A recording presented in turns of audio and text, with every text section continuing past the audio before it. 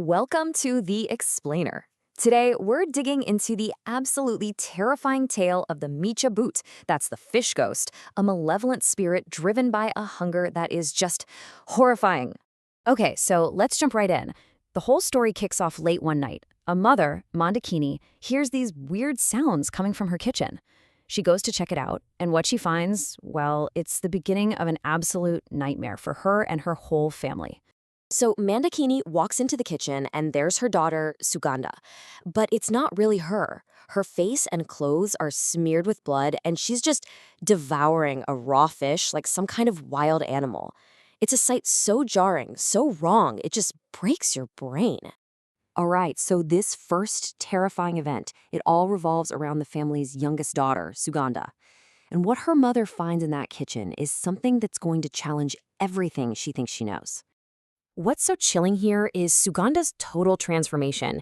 She looks monstrous, and she speaks with this other voice, telling her mom, "I was hungry. It fed me fish. Now I'm going to stay with it." It's like her entire personality has just been wiped clean and replaced by something ancient and just ravenous. And then, just like that, it's over. Suganda looks down at the raw fish in her hands in total disgust, asking her mom why she's screaming. She remembers nothing. Her parents, Mandakini and Tapan, are just left completely shaken, probably hoping it was all just some horrible shared nightmare. But, it wasn't a dream. Not even close. The very next night, things escalate. Big time. This proves that some kind of evil force has latched onto their family, and believe me, it is just getting warmed up. Can you imagine? You hear your sister's voice, but it's twisted into this demonic growl, screaming through the door, "Give me fish or it won't be good for you." Her sister, Indrani, is obviously terrified and refuses to open up.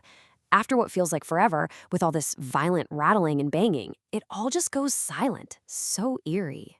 So the next morning, the scene just makes no sense. There's this gruesome sight of mutilated animals all over the yard. But here's the kicker. Suganda is found unconscious, and her bedroom door was locked from the outside the entire night. So how could she have possibly done it? It's at this point the family realizes, okay, we are in way over our heads. So totally desperate, they call for their servant, Bhuvan.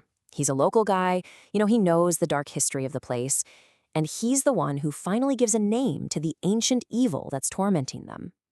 Right, so the Micha Boot isn't just some ghost. Think of it more like a parasite. Bhuvan lays out the terrifying rules. Once it hooks its victim by feeding them fish, its hunger just grows and grows and grows. It won't stop until it's consumed and destroyed everything in its path, starting with the person it's latched onto. Bhuvan warns them, look, this is just the beginning, and he rushes off to find the one person he thinks can actually help. But while he's gone, the family goes through a night of pure psychological warfare.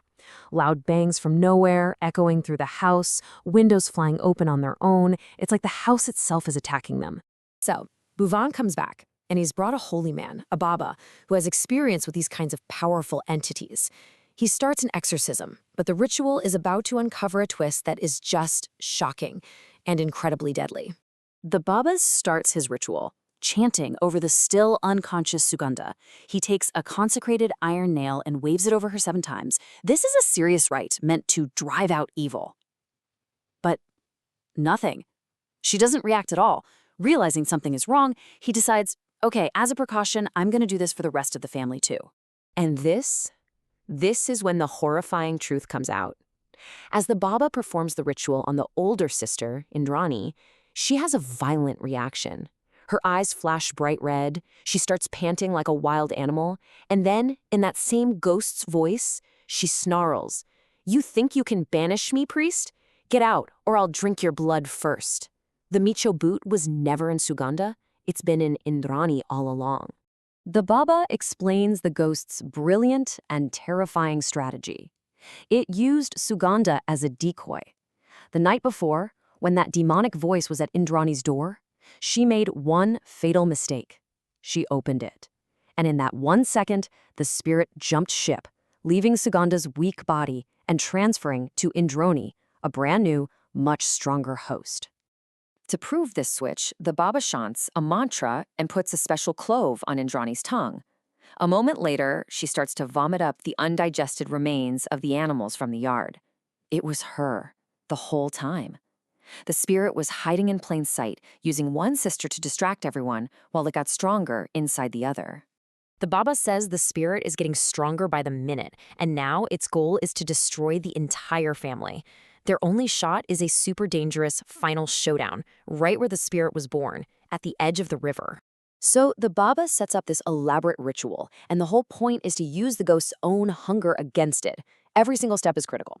First, they create a barrier, so the spirit can't run back into the house. Second, they tie Indrani down to contain it. Then comes the trap, a trail of fish leading to the river. The lure is set. The idea is that the spirit has to leave her body to get the fish, and in that moment, it'll finally be vulnerable. And the plan actually works. The spirit, it just can't resist its hunger. It leaves Indrani's body to go for the fish. And in that split second, the Baba hurls a flaming, sanctified coconut right at the entity and poof, incinerates it. After that whole ordeal, the family doesn't even hesitate. Toppin gets a transfer, and they get the heck out of that haunted mansion for good. And so, the mansion by the river goes quiet and empty again. The family got away, but it leaves you with this one final, chilling thought. Can a spirit that was born from that much hunger ever really be destroyed? Or is it just sleeping down in the river's depths, patiently waiting for the next family to move in?